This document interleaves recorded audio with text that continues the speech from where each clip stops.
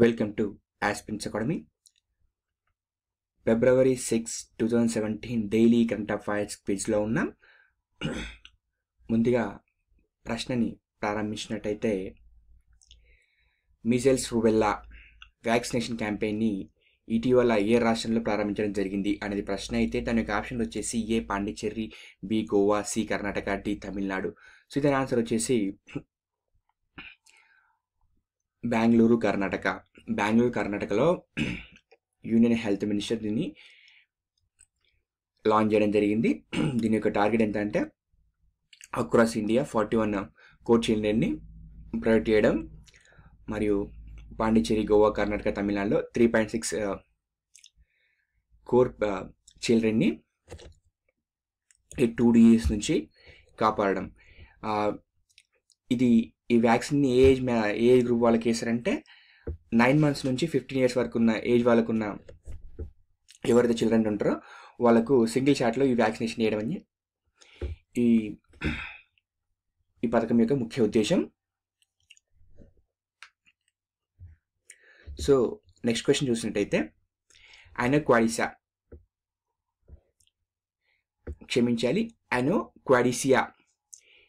ప్రఖ్యాత ఉర్దూ ఆథర్, ఈమె రీసెంట్గా చనిపోయింది.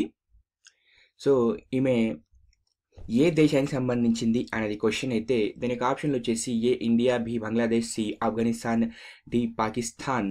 సో బనో క్వాడిసియా ఈమె పాకిస్తానీ ఉర్దూ నవలిస్ట్.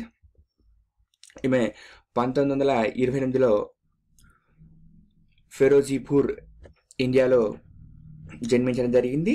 పార్టిషన్ తర్వాత పాకిస్తాన్కి మైగ్రేట్ అవ్వడం జరిగింది. ఈమె రచనలు చూసినట్టయితే చార్ చమాన్, చోటా షెహర్, బోరెలగ్, ఫుట్పాత్ కి గాస్, హస్సిల్ ఘాట్, హవాకా నామ్ అనే ప్రముఖ రచనలు చేసింది.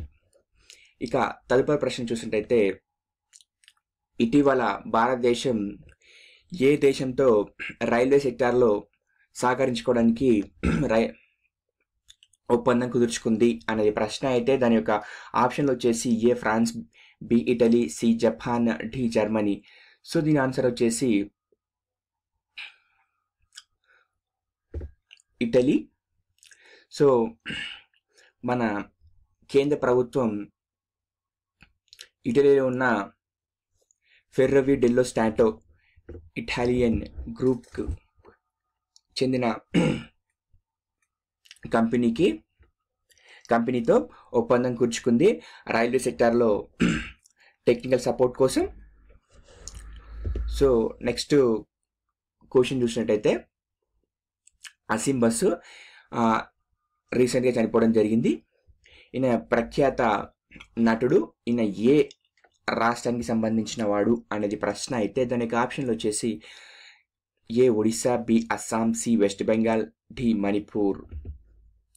సో ఈయన అసీం బసు ఈయన భువనేశ్వర్, ఒడిశాలో చనిపోవడం జరిగింది. ఈయన ఒడిశా రాష్ట్రానికి చెందినవాడు. ఈయన నటుడిగా, డైరెక్టర్గా పనిచేశారు, మరియు మరికొన్ని చిత్రాలకు ఆర్ట్ డైరెక్టర్గా పనిచేయడం జరిగింది. 200లకు పైగా చిత్రాల్లో నటించాడు. 500లకు పైగా ఆర్ట్ డైరెక్టర్గా పనిచేశాడు. ఇతను నటించిన కొన్ని చిత్రాలు చూసినట్టయితే